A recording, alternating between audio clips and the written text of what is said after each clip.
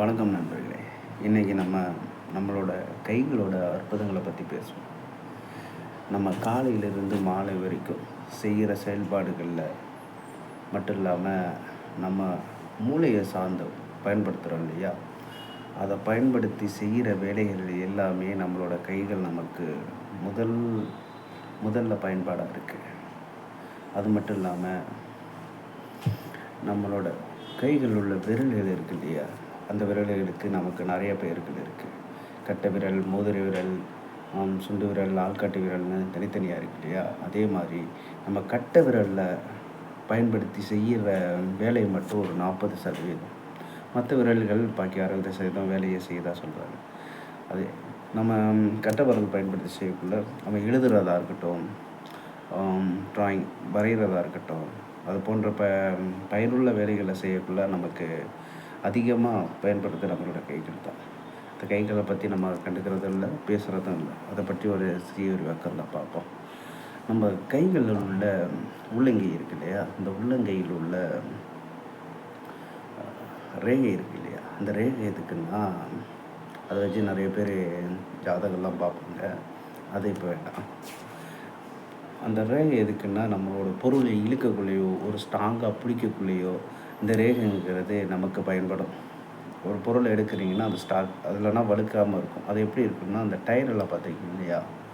Tyres car wheel, bike வீலில் பார்த்தீங்கன்னா, bike டயரில் பார்த்தீங்கன்னா வரி வரியாக இருக்கும் இல்லையா? அதே மாதிரி தான் நம்மளோட கைகள்லேயும் இருக்கும். அந்த கைகளில் இருக்கிற ரேகைங்கிறது ஒரு பொருளை நீ இறுக்கி பிடிச்சிங்கன்னா அது ஸ்கிரிப் ஆகாமல் நம்ம ஸ்ட்ராங்காக பிடிக்கிறதுக்கு உதவும்.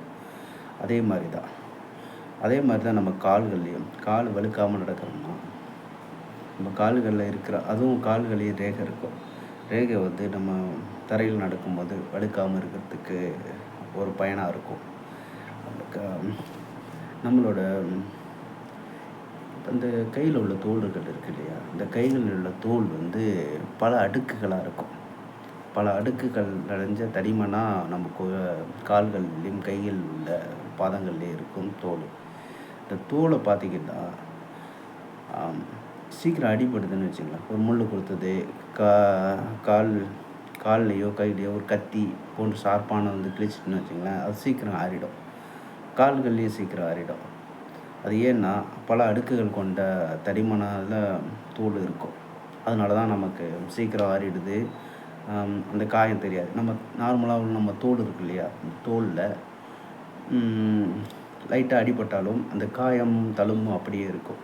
அது ஏன்னா அங்கே தடிமனுங்கிறது கம்மி தான் நம்ம நார்மல் தோலில். ஆனால் உள்ளங்கையிலையும் கால்கள் உள்ள தோள்கள்லேயும் அடிப்படக்குள்ள அதில் தடிமன் அதிகமாக இருக்கிறதுனால சீக்கிரமாகவே குணமாகிற ஒரு தன்மை இருக்கும். இப்போ தோலில் பார்த்திங்கன்னா அந்த ஸ்கின்னோடது 0.4 மில்லிமீட்டர் அளவு தான் நார்மலான ஸ்கின் இருக்கும். நம்ம உள்ளங்கையில் பார்த்திங்கன்னா 2 மில்லிமீட்டர் அளவில் அதோட தோல் இருக்கும்.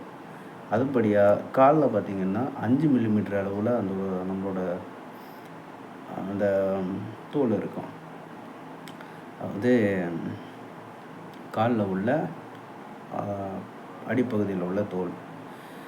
அதுபடியாக பார்த்திங்கன்னா நம்ம கைகள் எதுக்கெல்லாம் பயன்படுது? பிற்காலத்தில் பார்த்திங்கன்னா மூளையை பயன்படுத்தி செய்கிற வேலைகள் இருக்கு இல்லையா? ஆயுதங்களை கண்டுபிடிச்சாங்க, துப்பாக்கி கண்டுபிடிச்சாங்க.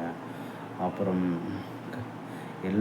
எந்த ஒரு வேலையுமா இருக்கட்டும், மூளையை பயன்படுத்தி நம்ம அறிவு சார்ந்த பொருட்களை செய்யட்டும்.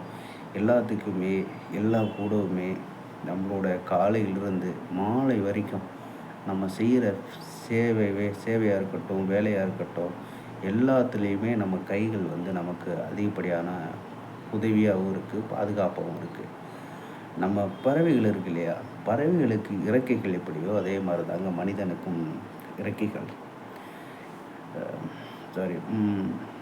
பறவைகள் எப்படியோ பறவைகளுக்கு இறக்கைகள் எப்படியோ அதே மாதிரி தான் மனிதனுக்கு நம்மளோட கைகளும். அது மட்டும் இல்லாமல் நம்ம வெளிநாட்டுக்கோ இல்லை மொழி தெரியாத நாட்டுக்கோ போகிறோம்னா அப்பொழுது நம்மளோட செய்கைகள் தான் கையின் செய்கைகள் மூலம்தான் செய்கை காட்டுறோம் இல்லையா? அந்த செய்கைகள் மூலம்தான் நம்மளோட ஒரு மொழியை சார்ந்து இல்லாமல் நம்மளோட செய்கைகள் மூலம் பேச்சுவார்த்தை நடத்துகிறோம். முன்னாடியே நிறைய வாட்டி பேசினாங்க. ஃபஸ்ட்டு ஆதி காலத்தில் பார்த்தீங்கன்னா, மொழிகள் இல்ல. எழுத்து மொழிகளோ, வடிவ மொழிகளோ, பேச்சு மொழியிலயோ எந்த ஒரு இதுலையுமே இல்ல. ம் எந்த ஒரு மொழிகளும் இல்ல. அதுக்கு பதிலா நம்ம கைகள காட்டி தான், அசைவுகள் காட்டி தான் பேசிக்கிட்டு இருந்தாங்க. அதுக்கப்புறம் ஓவியங்கள பயன்படுத்தி பார்த்தாங்க.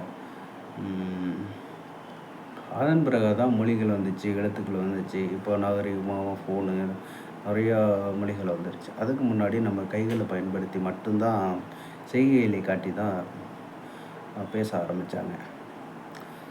ம் நம்ம தோல் அதனால நம்ம கைகளுக்கு மிகவும் ஒரு நன்றி தெரிவிச்சுக்குவோம். ஓகே. அடுத்த ஒரு வீடியோவுடன் அடுத்த ஒரு சுவாரஸ்யமான தகவல் பற்றி நம்ம கண்டிப்பாக பார்ப்போம்.